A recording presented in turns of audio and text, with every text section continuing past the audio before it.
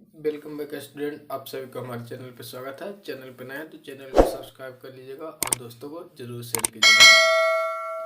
किसी प्रकार की आपकी परेशानी हो तो नीचे कमेंट कर सकते हैं। एमएड बीएड रिलेटेड कोई भी प्रकार की क्वेरी हो तो नीचे आप डिस्क्रिप्शन में कमेंट कर सकते हैं।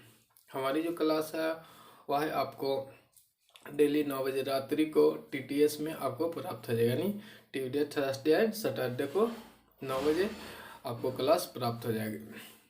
जैसा कि हम लोग एमएड इन टेस्ट की तैयारी कर रहे थे, जिसमें बाल विकास का अध्ययन कर रहे थे। बाल विकास में अभी हम लोगों ने 3 पार्ट अध्ययन कर लिए थे, यानी 3 क्लास अभी तक हम लोग का अध्ययन हुआ था। तो पिछली क्लास में हम लोगों ने किशोर अवस्था के बारे में देखे थे।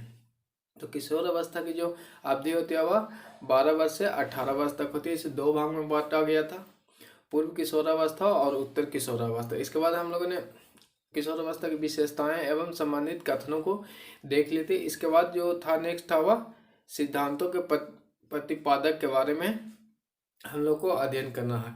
तो आज जो क्लास है वह सिद्धांतों के प्रतिपादक के बारे में अध्ययन करेंगे। जो मेन सिद्धांत हैं जो आपके एग्जाम में आ सकते हैं, उन सभी को हम लोग आज अध्ययन करेंगे। किसी प्रकार की आपकी परेशानी हो एमएड रिलेटेड तो आप नीचे डिस्क्रिप्शन में कमेंट कर सकते हैं। और क्लास के लिए आपको किसी प्रकार की कोई सजेशन देना हो तो आप दे सकते हैं। इसके बाद जो है थ्योरी के साथ साथ मैं आपको क्वेश्चन भी कराता चलूँगा, जिससे आपको एमएड इन टेस्ट पास करने में आसानी हो। तो चलिए आज का क्लास स्टार्ट करते हैं। जो सिद्धांत के प्रतिपादक हैं उन सभी सिद्धांतों का हम लोग देखेंगे। जो मेन इम्पोर्टेंट जो आपके सिद्धांत हैं उन सभी को हम लोग चर्चा करेंगे। तो पहला आपके सामने हुआ है मनोलैंगिक सिद्धांत। सेकेंड, पहला आपके सामने हुआ है मनोलैंगिक सिद्धांत, जिसके जो प्रतिपादक हुआ है सिगमंड फ्राइड। तो ये प्रतिपादक को आप याद रखेंगे। मनोलैंगिक सिद्धांत के प्रतिपादक है सिगमंड फ्राइड। सेकंड है वह मनोसामाजिक सिद्धांत। मनोसामाजिक सिद्धांत का प्रतिपादक है एरिक्सन। एरिक्सन जो है मनोसामाजिक सिद्धांत के प्रतिपादक हैं। और थर्ड नंबर पे आपका है सामाजिक संज्ञानात्मक सिद्धांत। संज्ञानात्मक सिद्धांत के जो प्रतिपादक हैं वह जीन पियाजे हैं। इसके बाद 4 नंबर में है आपके नैतिक विकास का सिद्धांत, वह है कोहलबर्ग। कोहलबर्ग जो है नैतिक विकास का सिद्धांत। इसके बाद पॉइंट नंबर 5 है सामाजिक सांस्कृतिक विकास का सिद्धांत, लेव वाइगोस्की। वाइगोस्की है, यानी इन्हें पूरा नाम लेव वाइगोस्की है। इसके बाद 6 नंबर है आपका भाषा विकास का सिद्धांत। भाषा विकास का जो सिद्धांत नियम पावलोव, स्किनर एवं बांडुरा ने दिया है।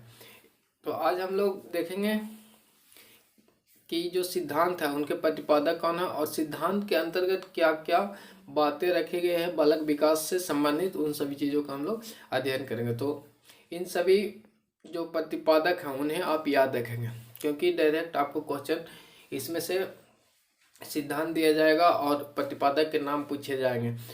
तो इन सभी को आप याद रखेंगे प्रतिपादक को। तो चलिए हम लोग नेक्स्ट देखेंगे।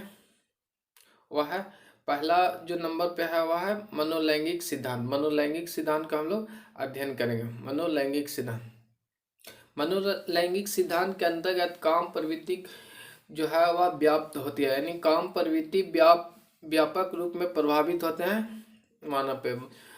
और यह जो काम प्रवृत्ति है वह जन्मजात पाया जाता है, यानी जन्म से ही काम प्रवृत्ति पाया जाता है। और काम प्रवृत्ति है जो भिन्न भिन्न अवस्थाओं में भिन्न भिन्न होते हैं। काम प्रवृत्ति जो है वह भिन्न भिन्न अवस्थाओं में भिन्न भिन्न होते हैं। तो मनोलैंगिक सिद्धांत के प्रतिपादक वह थे आपको सिगमंड फ्राइड। तो सिगमंड फ्राइड ने जो मनोलैंगिक सिद्धांत के अंतर्गत महत्वपूर्ण तथ्य कही थी वह है जो काम बालक में जो काम प्रवृत्ति है वह व्यापक प्रभाव पड़ता है, यानी विकास में बालक के विकास में जो काम प्रवृत्ति है वह व्यापक रूप से प्रभावित करता है। और काम प्रवृत्ति जो है जन्म से ही पाया जाता है या भिन्न भिन्न अवस्थाओं में भिन्न भिन्न रूपों में काम प्रवृत्ति पाया जाता है। सिगमंड फ्राइड जो है उन्होंने काम प्रवृत्ति की जो अवस्थाएं हैं वह 5 अवस्थाएं बताए हैं। पहला जो अवस्था है मुखी अवस्था। मुखी अवस्था जो इसकी जो अवधि होती है वह जन्म से 1 वर्ष तक होती है। इसके बाद दूसरा नंबर की जो अवस्थाएं हैं वह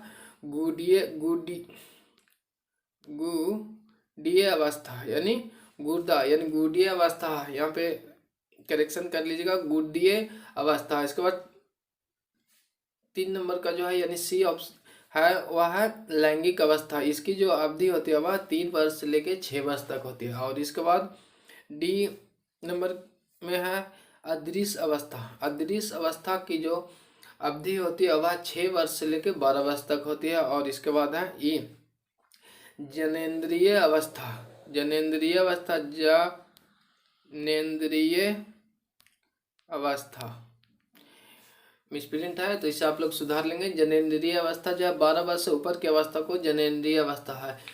ऑप्शन नंबर जो 5 अवस्था में से पहला जो अवस्था वह मुखी अवस्था। मुखी अवस्था के अंतर्गत जो काम प्रवृत्ति होता है वह बालक के मुख में समावेशित होता है। जैसे देखते हैं हम लोग जो बचपन में बालक जो दूध का सेवन करता है तो वह मुखी अवस्था या एक काम प्रवृत्ति के अंतर्गत आता है। सेकंड नंबर जो है इसकी अवस्था 1 वर्ष से लेकर 3 वर्ष तक होती है वह गुदीय अवस्था। इसकी जो काम प्रवृत्ति है वह गुर्दा में समावेशित हो जाती है। 3 नंबर पर जो है सी लैंगिक अवस्था। लैंगिक अवस्था की जो अवधि होती है 3 से 6 वर्ष की अवस्था होती है। 3 नंबर में लैंगिक अवस्था की अवधि 3 से 6 वर्ष में होती है। इसमें ऑडियस एवं इलेक्ट्रा ग्रंथि का विकास होता है। इलेक्ट्रा ग्रंथि का इसमें विकास होता है। ऑडियस जो है वह जो ग्रंथि है इसमें विपरीत ऑडियस एवं इलेक्ट्रा में विपरीत लिंग के प्रति आकर्षण उत्पन्न होते हैं। जैसे ऑडियस के अंतर्गत जो है माँ के प्रति प्रेम। जैसे अब देखते हैं कि जो बालक होते हैं उसमें माँ के प्रति प्रेम होते हैं, वहीं जो बालिका होती है उसमें इलेक्ट्रा का विकास होता है। और इलेक्ट्रा में होते हैं कि पिता के प्रति आकर्षण। जैसे कि हम लोग देखते हैं कि बालक जो है अपने पिता से कम बातें करती हैं, सभी चीज़ों को कम तथ्यों को शेयर करते हैं। वहीं इलेक्ट्रा है जो अपने इलेक्ट्रा ग्रंथि है वह बालिका के अंतर्गत विकसित होता है। और इस इलेक्ट्रा से जो उत्पन्न आकर्षण होते हैं वह पिता के प्रति होता है। तो हम देखते हैं कि बालिका जो अपने पिता से अधिक बातों को शेयर करते हैं।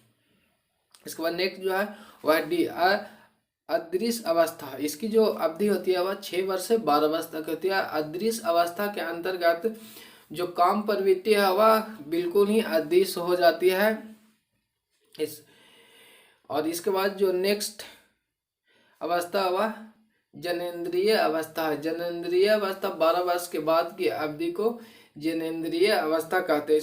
जनेंद्रिय अवस्था के अंतर्गत जो काम प्रवृत्ति है इसके अंतर्गत जो काम प्रवृत्ति के रूप में देखा जाता है वह संतान उत्पादन के रूप में देखा जाता है। एक सेकेंड। जनेंद्रिय अवस्था जो है वह 12 वर्ष के बाद की अवस्था होती है। इसमें काम प्रवृत्ति जो मानव के विकास में प्रमुख भूमिका निभाती है वह है जनेंद्रिय अवस्था के अंतर्गत काम प्रवृत्ति संतान उत्पादन के रूप में प्रयोग किया जाता है। नेक्स्ट हम लोग चलेंगे 2 नंबर को देख लेंगे। 1 नंबर में हम लोग ने अध्ययन कर लिया वह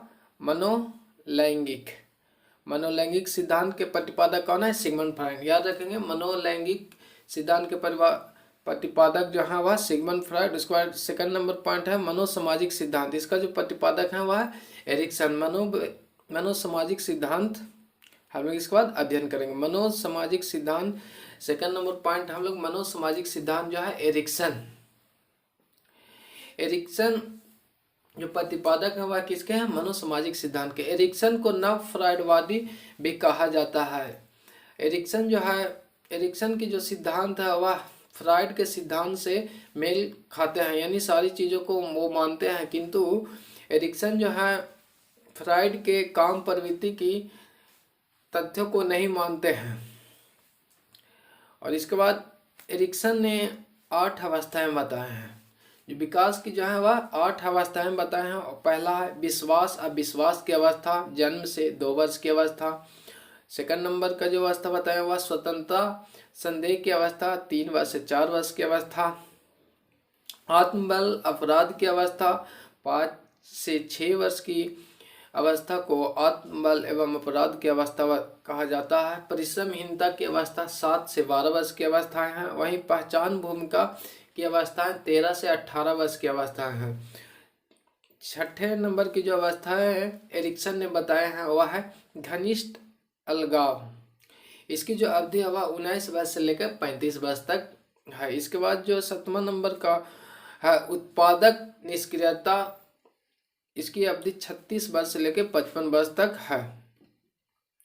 इसके बाद 8वां जो अवस्थाएं हैं एरिक्सन ने बताया वह अहम निराशा, अहम बनाम निराशा। इसकी अवस्था 55 वर्ष से मृत्यु तक की अवस्था को अहम निराशा के अंतर्गत बताया गया है।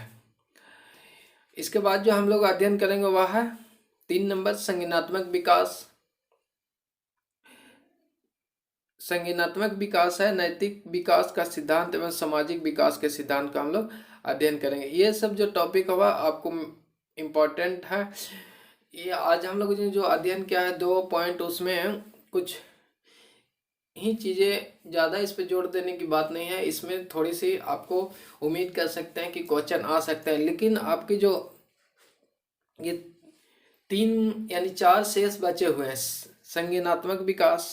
संज्ञानात्मक विकास, नैतिक विकास का सिद्धांत, सामाजिक सांस्कृतिक विकास और भाषा विकास का सिद्धांत, इनसे आपको क्वेश्चन देखने को एग्जाम में मिल जाएंगे।